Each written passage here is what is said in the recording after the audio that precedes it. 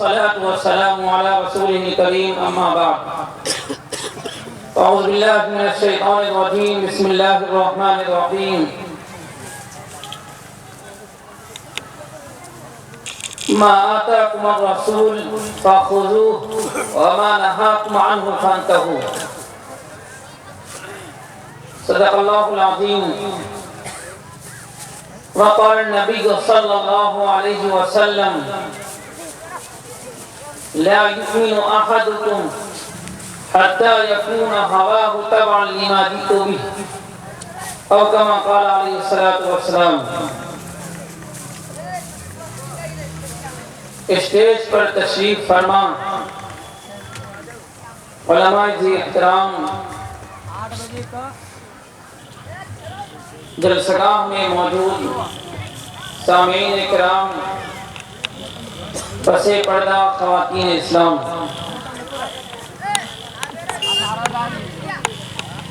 آپ تمام حضرات کل ہی سے علماء کرام کے بیانات سے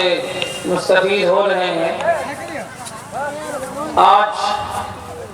دوسرا دن ہے اور آئندہ کل اختتامی پروگرام ہوگا۔ میں آپ تمام حضرات سے سب سے پہلے یہ گزارش کرنا چاہتا ہوں کہ آپ تمام حضرات جو دور دور سے تشریف لائے ہوئے ہیں، آپ سب سے پہلے یہ نیت کر لیں کہ علماء اکرام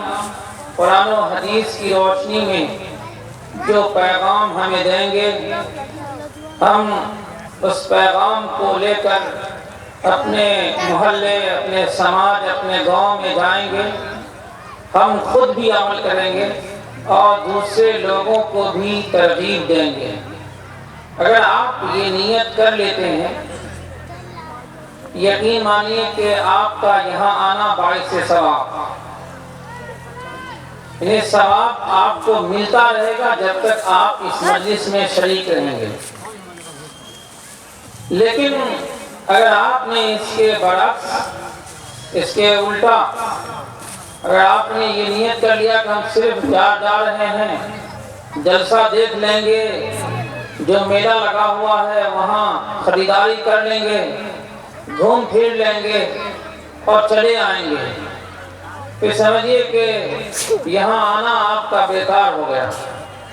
اور جب تک آپ رہیں گے اس نیت سے، ثواب کے بجائے آپ کو گناہ ملتا رہے گا، آپ کے کھاتے میں گناہ لکھا جاتا رہے گا۔ جو فرشتے مقرر ہیں وہ فرشتے آپ کے کھاتے میں گناہ لکھتے رہیں گے۔ آپ اللہ کے کیمرے میں ہیں۔ دنیا کا کیمرہ لگتا ہے، لوگ اپنی دکانوں میں، بڑے بڑے ادارے میں، بڑی بڑی جگہوں میں، اب تو یہ کہہ لیجئے کہ آپ پورے شہر میں اب کیمرہ لگ گیا۔ کیمرہ اس لیے لگایا جاتا ہے، جس کی پراپرٹی ہے یا جس کا ادارہ ہے یا جس شہر میں آپ رہ رہے ہیں، اس شہر کے پرشاسن آپ پر کئی نگاہ اس کے ذریعے سے رکھے ہوئے ہیں کہ آپ کہیں پر گڑبڑی تو نہیں کر رہے ہیں، کہیں کچھ گڑبڑ کر کے کوئی آدمی گھس تو نہیں رہا ہے، کہیں چوری نہیں کر رہا ہے، کہیں ڈاکہ زنی تو نہیں کر رہا ہے۔ وہ نگاہ صرف ایک روم میں بیٹھ کر کے وہ دیکھتا رہتا ہے اس کی اسکرین کے اوپر۔ اگر نہیں بھی دیکھتا ہے، کل ہو کر کے کچھ اگر ہوتا ہے تو پھر وہ اسکرین کو ریپلائی یعنی پیچھے کیا جاتا ہے دیکھنے کے لیے، کل کیا تھا، 2 دن پہلے کیا معاملہ تھا، 3 دن پہلے کیا معاملہ تھا، یہ تمام چیزیں وہ دیکھی جاتی ہیں اس کے اوپر۔ اور ایک ایک سیکنڈ اور ایک ایک منٹ کا جو وقت ہے، جو لمحہ ہے، اس کو دکھلا دیا جاتا ہے کہ آپ کیا کر رہے تھے، آپ ہاتھ چلا رہے تھے کہ پیر چلا رہے تھے کہ کسی کہ جیب میں ہاتھ ڈال رہے تھے، کہ چل رہے تھے، کہ دوڑ رہے تھے، تمام چیزیں آپ کو اس کیمرے میں قید ہیں۔ اللہ تعالیٰ کا تو کیمرہ تو بہت ہیوی کیمرہ ہے، وہ کیمرہ ہے جو اللہ تعالیٰ نے جس انسان کو بنایا ہے، اس انسان کے دماغ میں وہ کیمرہ بنایا ہے، جس کیمرے کے ذریعے سے تمام لوگوں کی نگرانی کی جا رہی ہے۔ اور اللہ تعالیٰ کی نگرانی سمجھے کتنی مضبوط ہوگی، ہم اور آپ تصور بھی نہیں کر سکتے ہیں۔ یقین ہے ہمارا کہ اللہ ہمیں دیکھ رہا ہے۔ اگر ہم یہ یقین کر لیتے ہیں، یقین مانے کہ ہم لوگ کچھ بھی گڑبڑ نہیں کریں گے، ہم اپنی نیت کو بھی ٹھیک کر لیں گے اور ہم اپنے کام کو بھی ٹھیک ٹھاک انداز میں کریں گے۔ تو میں کیمرے کو پہلے سمجھانا چاہ رہا تھا، تو کیمرہ جو انسان لگاتا ہے، کل ہوتا کہ کچھ اگر ہوتا ہے، ماحول خراب ہوتا ہے، کچھ گڑبڑی اگر ہوتی ہے، چوری اگر ہو جاتا ہے، تو ٹی وی اسکرین پر وہ دیکھا جاتا ہے کہ کیا ہوا نہیں ہوا، اس کے بعد اس کے پکڑنے کی کوشش کی جاتی ہے۔ وہ سب کچھ قید ہو رہا ہوتا ہے۔ جو اللہ تعالیٰ نے ہم سبوں کو پیدا کیا ہے، اور اللہ تعالیٰ کا جو کیمرہ ہے، اور اللہ تعالیٰ کی جو نظر ہے ہم پر، اگر ہم گڑبڑ کرتے رہیں گے، ہم سوچیں گے کوئی نہیں دیکھ رہا ہے، ہم نے تصور کرنا ہی چھوڑ دیا کہ اللہ بھی ہمیں دیکھ رہا ہے کہ نہیں دیکھ رہا ہے، یہ تصور کرنا ہم نے چھوڑ دیا۔ مزید ہم اگر اس پروگرام میں آ رہے ہیں اور ہم نے سوچا کہ ہمیں نہیں دیکھا جا رہا، ہم صرف گھومنے کے لیے، لوگ سمجھ رہے ہیں کہ پروگرام میں گیا تھا، فلاں جگہ سے جوکی سے چل کر کے آئے ہیں، ارڑیا سے چل کر کے آئے ہیں، لوگ تو بولے کہ وہ پروگرام میں گیا ہے، لوگ سمجھ رہے ہیں کہ دینی کام میں گیا، دینی جلسے میں گیا، دینی پروگرام میں گیا ہے، لیکن اللہ دیکھ رہا ہے کس نیت سے گیا ہے۔ اس لیے میرے بھائیو، ہم تمام لوگ اپنی نیت کو درست کر لیں گے، اللہ تعالیٰ کی نظر میں ہم اپنے آپ کو یہ ثابت کریں گے، بلکہ اللہ تعالیٰ کو دیکھیے،